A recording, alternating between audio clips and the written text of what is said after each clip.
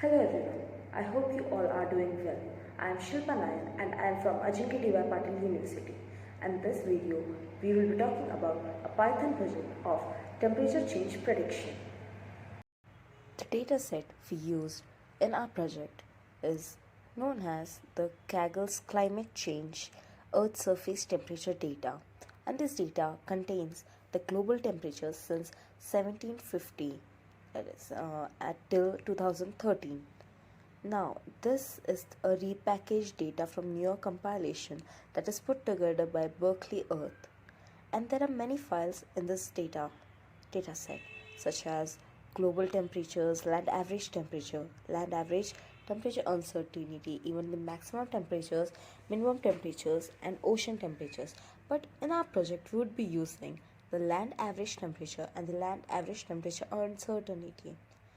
Basically, land average temperature uncertainty is the 95% confidence interval around the uh, average. Now, the date of the dataset starts in like 1750 for average land temperature and 1850 for max and minimum. But as we are not going to look into the maximum and minimum temperatures, we would be so our data consists of 223 years of data. Now, as we have talked about the data set, in our project we would be analyzing, we would be performing time series analysis on our data, and we would be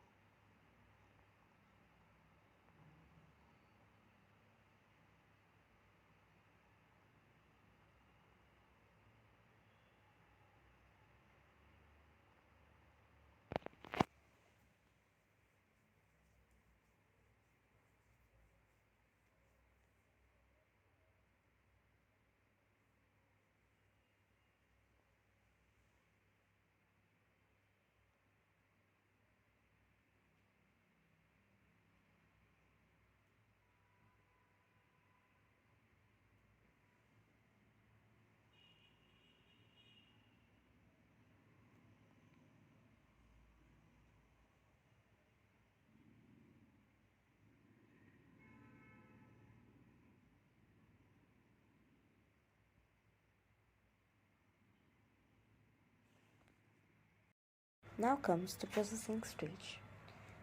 ARIMA models need the data to be stationary, that is, the data must not exhibit trend or any seasonality. Now, to identify and remove the trend seasonality, we will use the following method. We will first plot the time series to visually check the trend and seasonality. Now, as we can see the graph on the screen, it's a stationary check for New York, United States. Now, here we can see the mean of both graphs, the variances. Now, after running the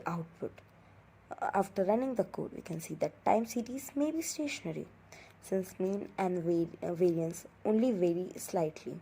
Now we'll perform augmented decay Fluler test to confirm stationarity. Now we can see that the time series is stationary because the p-value is less than or equal to 0.05. Now the next thing we would do is creating ACF and PACF plots, that is autocorrelation plots and partial autocorrelation plots. Now what is ACF and PACF? So basically the autocorrelation function is a statistical technique that we use to identify how correlated the values in a time series are with each other. Now on this graph, the blue bars on this plot, ACF plot, are the error bands, and anything within these bars is not statistically significant. That means that the correlation value outside this area are very likely a correlation and not a statistical fluke. The confidence level is the confidence interval is set to 95% by default. Now, when it comes to time series forecasting, the stationarity of the time series is one of the major